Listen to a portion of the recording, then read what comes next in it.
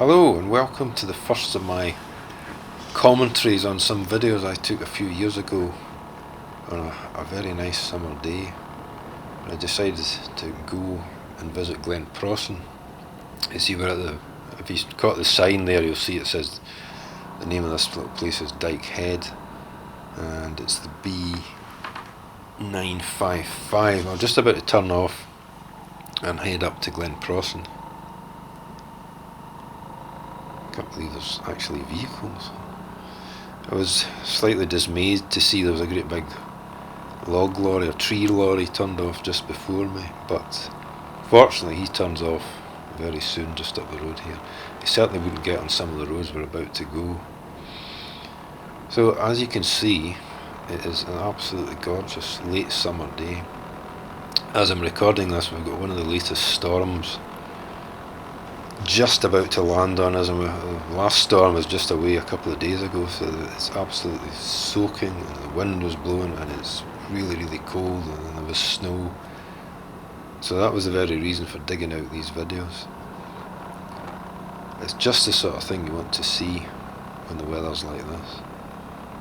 So as I say, this lorry, he turns off pretty quickly, and then there is one or two other cars that I managed to meet on the way to Glen Prosen, but not many at all.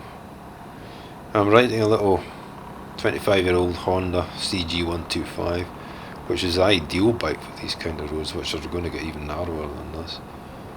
It just plods along very slowly because you can't really see what's coming around the corners and things. But it's narrow enough, the bike, that if you meet a car coming the other way, you don't need to seek out passing places or anything like that. You can pass without any problem. Now we're coming up to the Scott Wilson Memorial, and there's a car park slightly past it on the right where you can go and park if you want to have a look at it. It's to do with Scott and Wilson, who were Antarctic explorers, and I think it commemorates their ill-fated exploration. But as you can see, this is real height of summer. The trees are all fully leaved, and the trees on the left that's planted, that's on the right as well now. They're forestry commissioned. I'm quite sure that's not natural trees. And this is the memorial on the left here. And we're just about to come into some quite nice scenery. There's obviously a few houses down that road. You can see the number of bins. This little bike does really well on these roads. Quite amazing how well it does. You don't want a high revving two-stroke. Look at that view. As I say, the weather is actually lashing against the windows here as I'm looking at this video and recording this voiceover. These aren't really videos that I meant to be doing this with. They were just basically sort of dash cam videos from the front of my motorbike. But at this time of year, it's nice to sit and watch them. And I found myself watching other people's on YouTube. And I thought, wait a minute, I've got some people might like to have a look at these. The one thing about travelling at these kind of places in the height of summer is that because the leaves are all on the trees, the leaves are on all the trees rather, you can't quite see so well, slightly more obscured. There'll be 2 or 3 videos for this Glen Prosen visit. I'll keep them sort of roughly to about 10 minutes long. There's a vehicle, a local on his pickup. I'll keep them to about as near to 10 minutes long as possible, but this one will be about 12 minutes.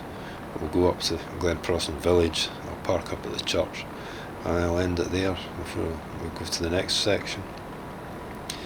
But as I was saying about bikes, I mentioned that you don't want a two-stroke, a high-revving two-stroke for these kind of roads, and you don't want a big bike either. I've got several motorbikes and a couple that you pedal as well. There's somebody parked up, must be out enjoying the countryside.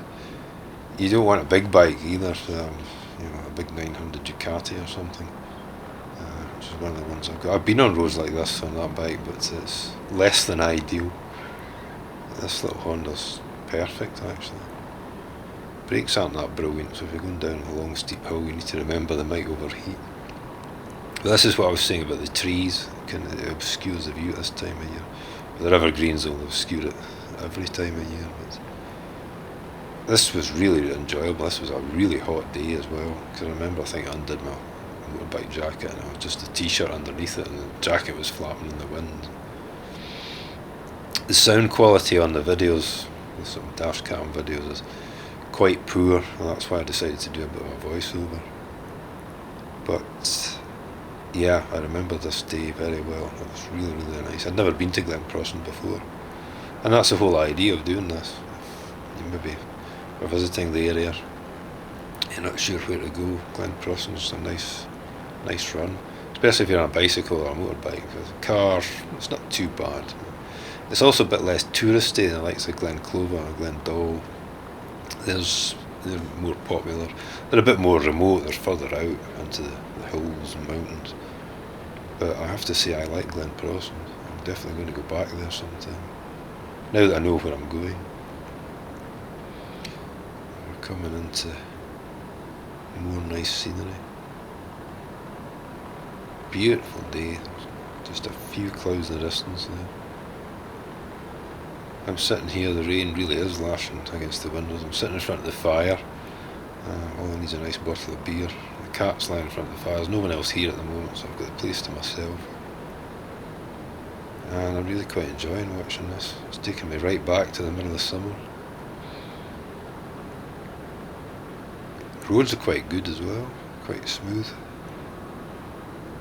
At this bit anyway. It's obviously less trafficked than many of them. It's not getting the same damage. Nice little bridge there going over.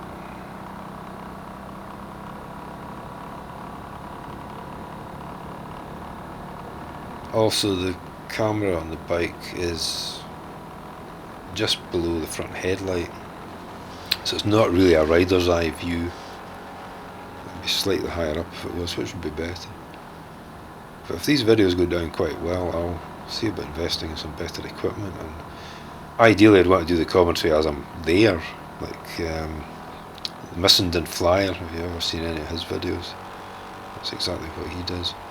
I got this idea of doing the commentary on the video after you've recorded it from Coast Rider Scotland.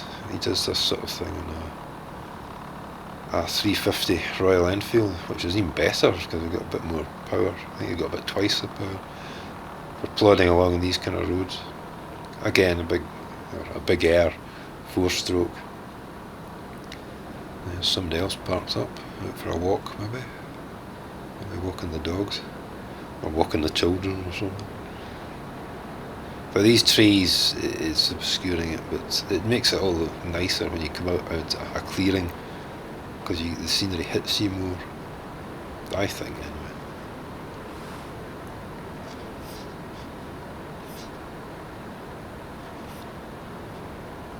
Quite obscured at the moment. As I say, hardly a cloud in the sky. Really hot day it was.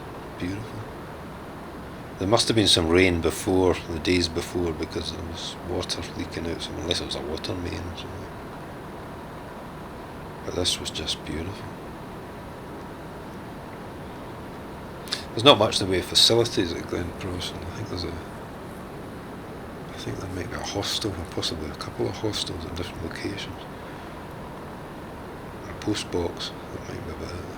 I'm not sure if there is a shop or cafe or anything like that. I don't think so. I don't think it's popular enough with tourists. It's a bit of a hidden gem.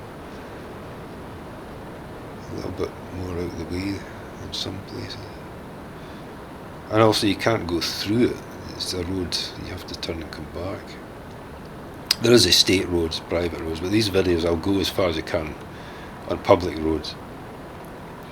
In Scotland we don't really have what you would call green lanes, which they have in England, and I don't know if they have them in Wales, Northern Ireland or not, but certainly I know in England you have green lanes, which are basically unsurfaced public roads.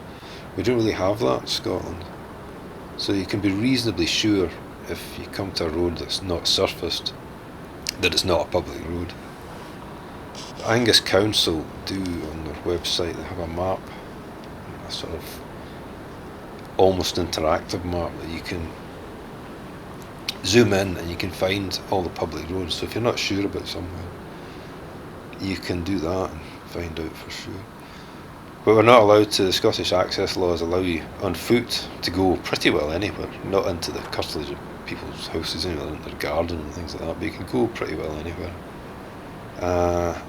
And on a bicycle, so if you're into cycling, these sort of places are ideal. And also on a horse you can go, but unless you're very local, you struggle to get your horse up here. You need to take it in a horse box, and not the best kind of roads for taking a horse box. But as I say, we don't really have green lanes in Scotland. There's nothing like that, as far as I know anyway. This was just an amazing day. Just amazing.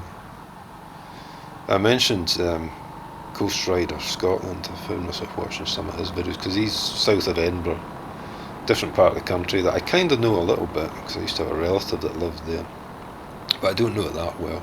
So it was interesting to see a different part of the country, and although it's much further south, it's very, very remote and rural, some of it, quite hilly. It was really interesting to see. That's quite a hill on the right there with the trees on the top of it. As I say, we'll go up to Glen Prosen village as far as the public roads go, and I'll end this just outside the church. Another stone bridge, and this, I think, if I remember right, is coming to the end of the public road.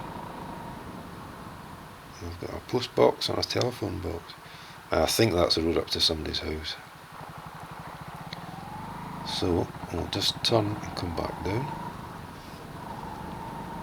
and I will end this section parked up outside Glen Prosen Church, and I will start the next part of the video. We'll go even further up the glen from here. So thank you for watching. I hope somebody out there likes this, and I'll see you in the next one.